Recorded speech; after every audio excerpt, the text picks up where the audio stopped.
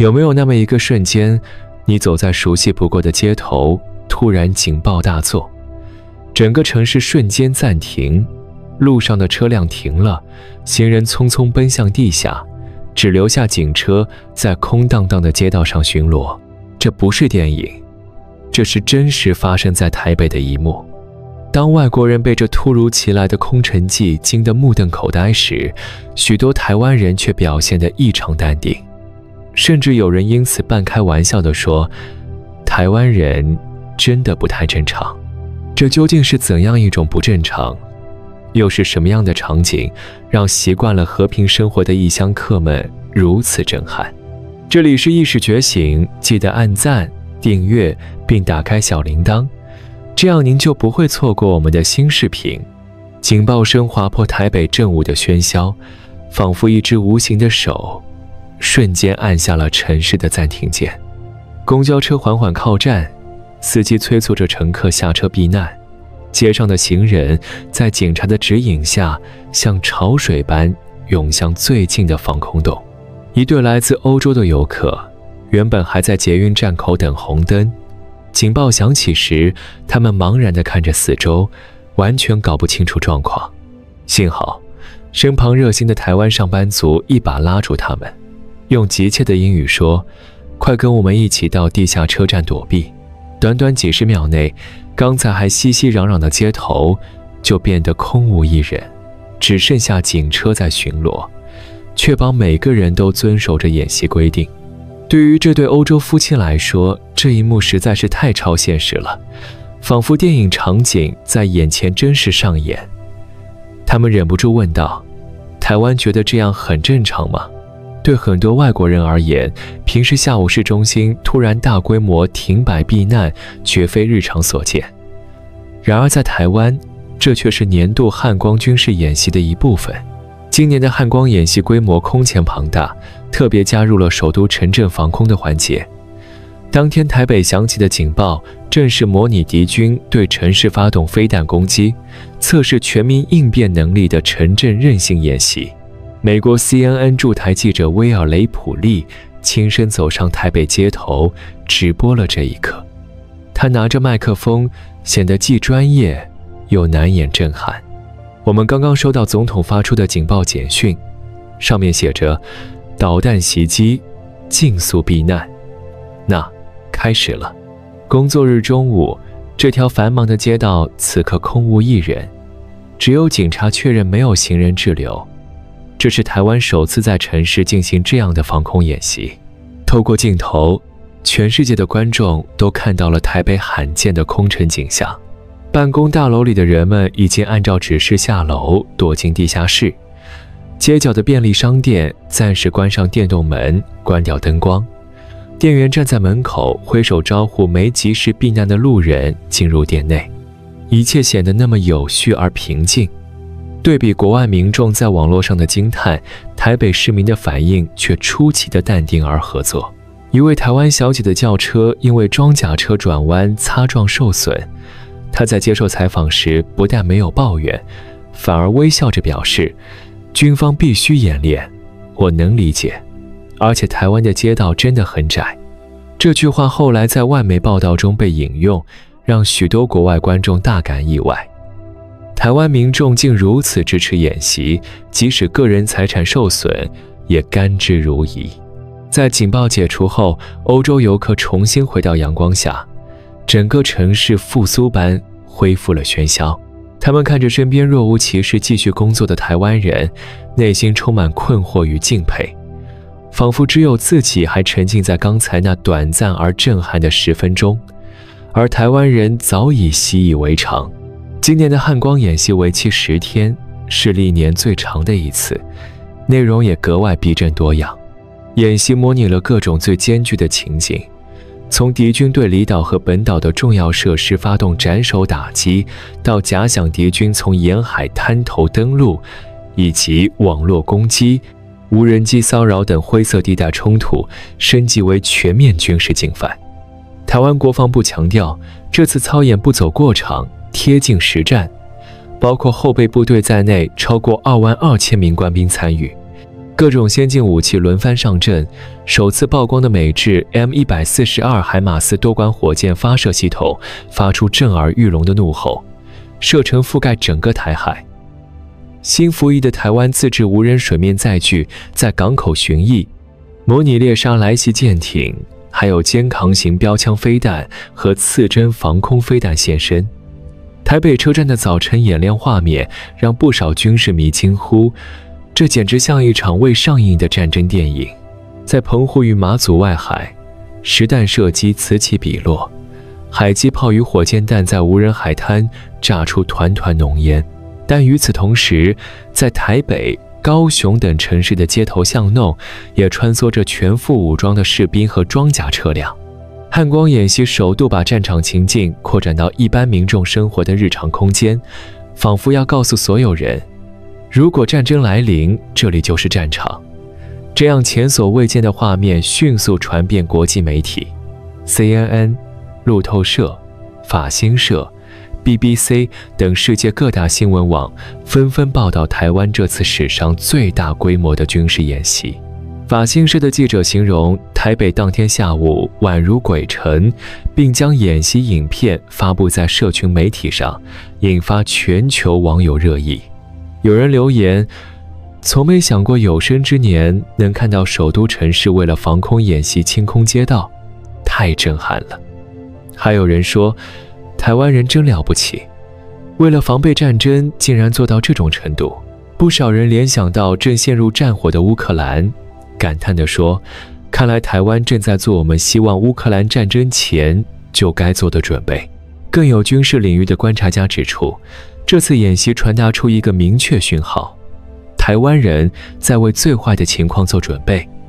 而且他们愿意战斗，保卫自己的家园。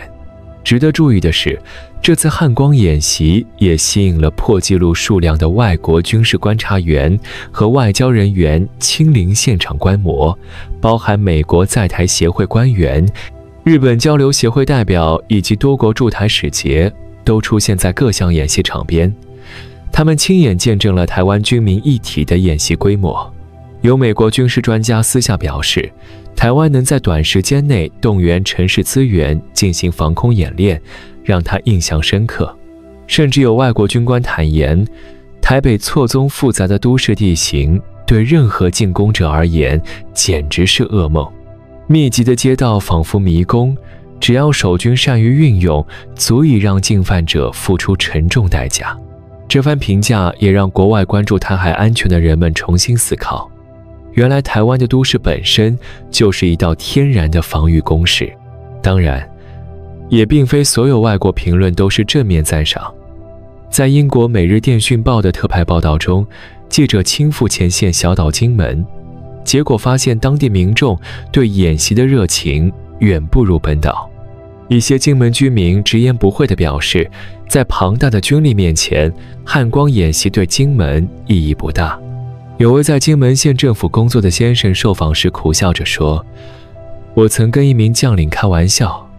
他说如果真的打起来，他们会把部队撤进山里躲起来，尽量减少金门的破坏。这句戏谑背后带着无奈。过去这座小岛驻军曾多达10万，如今只剩3000人。岛上不少老一辈相信不会袭击他们这些自己人。在金门人的想象中，两岸真开战时，共军很可能绕过金门，直取台北。至于他们自己，只能自求多福。英国记者将金门称作被遗忘的前线。文章标题更写道，再多的防御演习也无济于事。这冷峻的报道揭示了台湾内部某些矛盾心态。前线岛屿因长期与中国往来而心存侥幸，反倒觉得本岛演习是多此一举。然而，相较这种避谈战争的态度，台湾主流社会，特别是年轻世代和执政的民主进步党支持者，近年来的心态正在转变。他们很清楚，和平不是凭空而来的，更不会由退让换得。相反的，以战止战，备战才能避战的观念逐渐深入人心。民进党政府自2016年以来，不不断强调建立全民防卫的意识。所谓全民防卫，就是不仅军队要强化战力，整个社会也要有准备迎战的心理与能力。总统蔡英文任内推出了全民国防手册，指导民众在战时如何避难自救。各地政府开始盘点地下室、停车场作为临时防空洞，并定期举办民防演习。今年台北的防空疏散就是在这样的背景下进行，有计划地让市民体验真正警报响起时该如何行动。许多年轻人在演习后表示，这虽然让人紧张，但也让他们更真切意识到战争威胁并非遥不可及。相较父母辈曾经历过的戒严年代，台湾整整一代人在和平民主的环境下长大。过去总觉得两岸不知真的开战，然而周边情势近年来急转直下，香港的遭遇、乌克兰的战火，都唤醒了台湾人心中的危机感。现在一句流行的话是今日乌克兰，明日台湾，听起来虽沉重，却反映了多数台湾人，特别是民进党支持者对当前局势的清醒认识。他们宁可辛苦备战，也不愿将来束手就擒。除了心理建设，科技准备与国防现代化也是民进党政府近年推动的重中之重。蔡英文政府大幅提高国防预算，引进与自制并行，让台湾军队的牙齿更锋利。这几年，台湾陆续向美国采购了 F-16副先进战机、MIA-2主力战车、海马斯多管火箭等现代武器，同时加速研发自有的国家队装备，长城精准打击飞弹、腾云无人机蜂群，甚至包括正在打造中的国产潜舰。这次汉光演习中亮相的新武器，许多就是过去几年成果的展示。一架架改良后的 F-16战机呼啸掠过天空，模拟拦截来袭的敌机和巡弋飞弹。地面上装载着天弓防空、爱国者飞弹的大型机动发射器，快速变换阵地，以躲避假想敌的卫星侦察和火力锁定。演习还模拟了资讯战情境，各单位演练在通讯中断、指挥中心遭攻击的状况下，如何运用备援系统继续协同作战。不少参观演习的国际军事专家看在眼里，点头称许。台湾军方显然汲取了俄乌战争的经验教训，在强化抗侵略韧性上下了许多功夫。备战意识的提升也体现在人力政策上。过去台湾因少子化和两岸关系缓和，一度将义务兵役期缩短为4个月，引发社会对战力不足的担忧。民进党政府在广泛讨论和民意调查后，痛下决心恢复1年期征兵制，并在2024年起正式实施。这项政策刚推出时，也曾有过争议。有人质疑会不会影响年轻人求学就业，有人担心训练内容是否充实。然而最新民调显示，多数台湾民众支持延长兵役，认为在目前两岸局势下，强化基本战力是必要之举。更值得注意的是，新的征兵制不仅延长时间，训练强度和内容也全面升级。新兵们要学习操作标枪飞弹、刺针防空飞弹等现代武器，甚至还加入了美军教官的城市战斗课程。一批批年轻的新兵背起步枪，在教官指导下进行巷战和夜间演习。这些画面透过媒体报道传到国外，再次引起国际社会的讨论。一些西方媒体评论称，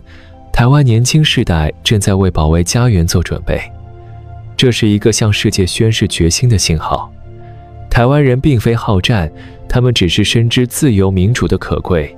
愿意付出代价守护它。有外国评论如此总结道：随着汉光演习接近尾声，台北街头又恢复了往日的繁忙与秩序。那对欧洲游客坐在咖啡厅里，回想起刚经历的一切，仍觉得不可思议。他们问陪同的台湾友人：你们每天生活在这种随时可能有战争的压力下吗？台湾友人想了想，淡淡一笑回答：老实说，生活还是照样过，但我们心里都有准备。